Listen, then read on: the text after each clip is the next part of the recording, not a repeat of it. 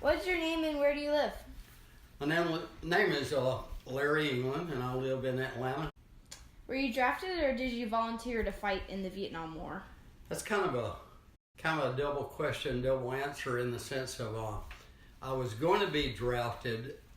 I expected, so I went ahead and volunteered for the draft. I did not want to serve 3 or 4 years, so I just volunteered for the draft, which meant that I only had to serve 2.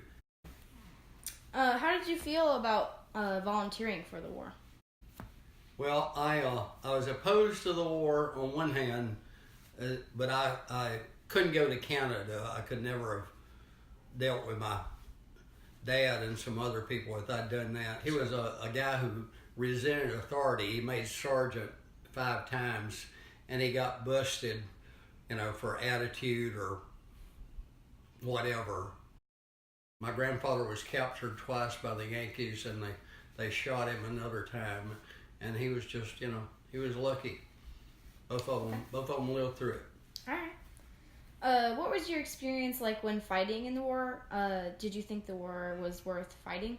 Before I got there, I thought that that we were right, and when I got there and saw what was happening to civilians, I didn't think it was right. But you had you really I was a paratrooper, and I was out in the jungle and in the rice paddies, and all you could do is just try to live another day. Yeah. Did you think it was worth fighting at all? When I got back to the U.S., I did draft counseling. Okay. Because I told people, if you go over there and get killed, I think it's a waste. Yeah. And there were a lot of my friends who were killed in Cambodia when we invaded Cambodia, and I'm still so angry about that if I could get my hands on Henry Kissinger, I would do something really, really awful. What was your role?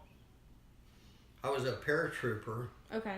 I was in the infantry, and we did ambushes, and we went out on patrols in the daytime, and every second or third night I would take 4 or 5 men out someplace and set up an ambush and wait for somebody to walk down the trail, and then we'd kill them.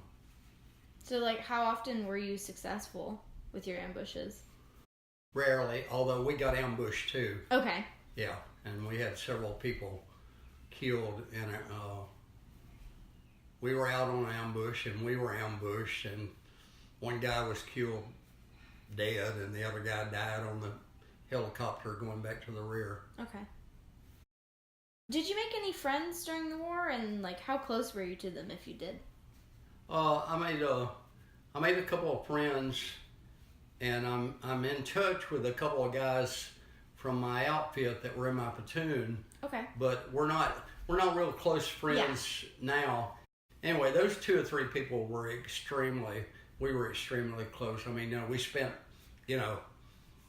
months and months and months with each other, and we never, we didn't go back for a haircut or clean clothes until we'd been out there 3 months.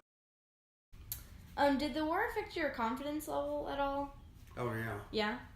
Yeah, sent it soaring. It made my confidence soar because I went through this really tough training, and then I ended up being a squad leader.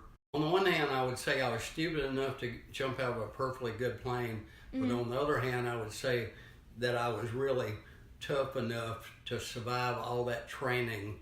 Mostly I was really good at killing people. So as you know, a lot of veterans experience PTSD after war.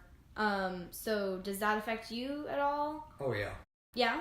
Oh yeah. I was in counseling for a few years with a group of vets. But I mean, I was lucky. I mean, I wasn't affected in that that I couldn't work or anything like that or function. But I know from taking classes on depression and being in a counseling group and stuff like this, I know that I carry around a lot of anger about the war. Thanks so much for letting me interview you. Yep. Sure. Yeah.